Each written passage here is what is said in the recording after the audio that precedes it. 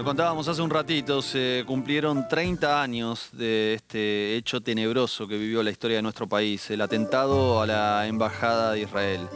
Una de las personas que estaba allí ese día es Jorge Cohen. Logró sobrevivir, en ese momento trabajaba como agregado de prensa y es la persona que estás viendo en pantalla en este momento. Jorge, gracias por venir. Buenas noches, ¿qué tal? Buenas noches. ¿Cómo recordás ese día? Tengo un recuerdo desparejo en el sentido de los tiempos, ¿no? A veces me acuerdo de más cosas, otras de menos, a veces de ninguna. Recuerdo perfectamente ese día, era un martes del verano que se estaba yendo, Sí. nublado, húmedo, y entré a trabajar a la mañana. Recordemos que la embajada no era un edificio de oficinas. Era una vieja casona construida en el año 20 por un comitente particular en el viejo barrio norte de Buenos Aires. Arroyo Izu y Pacha, una cuadra de Libertador, 2 de Santa Fe, cuadras de Retiro, pero un barrio muy tranquilo hasta ese momento. Galerías de arte, bueno, un barrio muy bonito, ¿no? En ese contexto trabajábamos, entré a trabajar a la mañana. Fue un día como cualquier otro. Había una fila esperando que abra el consulado. Saludé a una persona que la conocía, pero bueno. La embajada tenía dos entradas. Arroyo 916, que era la habitual, y 910, que era solo para recepciones. Ese día fue como cualquier otro hasta La explosión. las 3 menos 10. En ese momento, antes, estuve hablando con Marcela Droblas, que trabajaba conmigo, y para que nos ubiquemos contra quién fue el atentado, ¿no?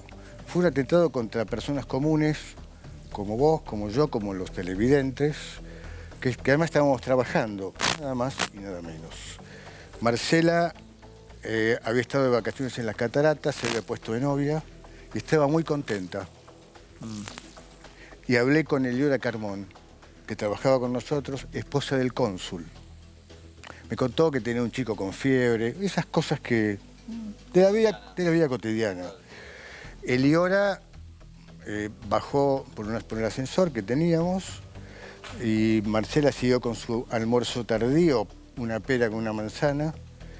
Y bueno, segundo después la embajada, el edificio de la casona, voló por el aire con nosotros adentro. Eliora y Marcela quedaron bajo los escombros. Eliora tenía 5 hijos, chiquitos, que yo los conocía. Los vi ahora con este aniversario porque vinieron, 3 de ellos, ya son muchachos y chicas. Fue una emoción verlos. Todo lo que estás contando, Jorge, es muy traumático, ¿no? Lógicamente. ¿Cómo hiciste para ir recuperándote después de semejante hecho?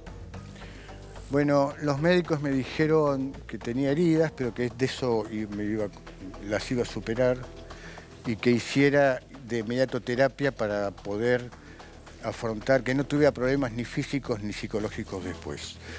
Yo creo que ese trauma no se cierra, digamos, por así decirlo.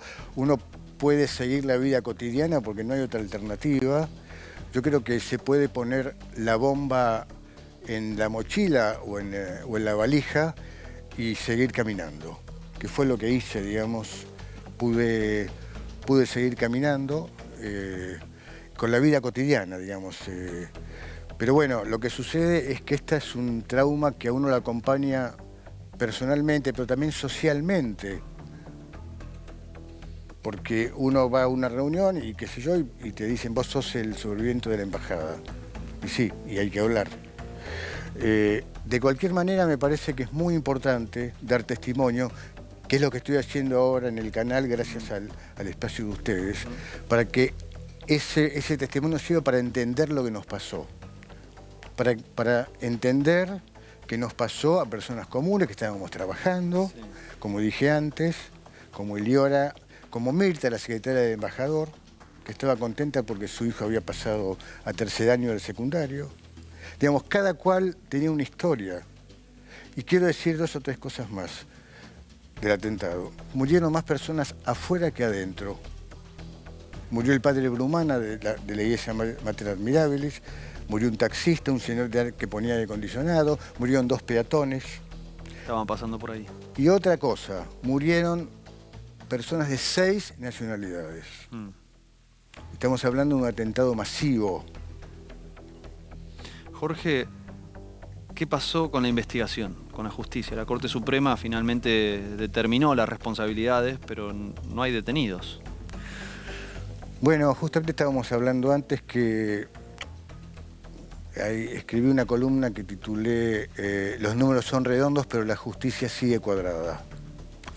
Sigue cuadrada porque no hay personas que estén buscando, no hay detenidos, no hay condenados, no sabemos nada, no tenemos información al respecto. Y cada año que pasa, bueno, uno va perdiendo las esperanzas de que la justicia sea justicia, pero el reclamo de justicia sigue vigente. Pero algo importante relacionado con tu pregunta anterior, la del trauma. Sí, dale. Es más complicado cerrar el trauma sin justicia. Totalmente. Es mucho más complicado. Sobre todo también para los familiares de las personas que murieron, ¿no? Recién decías entender lo que nos pasó. ¿Qué pensás que sucedió? ¿Cuál fue el móvil de este hecho? Sinceramente, lo único que puedo decir con una cierta certeza, no, con certeza, digamos, que este fue un atentado primero contra la embajada y contra Israel, Sí. pero también fue un atentado contra nosotros como país, como sociedad. Fue un atentado contra la Argentina también. ¿Por qué? ¿Por qué atentaron Porque contra la Argentina? porque se hizo en nuestro territorio. ¿Por qué se hizo? Lo tiene que responder la justicia. Eso lo tiene que responder la justicia. No, ¿Tenés alguna hipótesis? no lo sé, no alcanzo a... hay varias hipótesis dando vueltas, Sí. pero no puedo asegurar ninguna de ellas, digamos. Me parece que bueno, fue un atentado contra la sociedad argentina que también merece saber quién fue, con nombre y apellido, ¿no? Totalmente.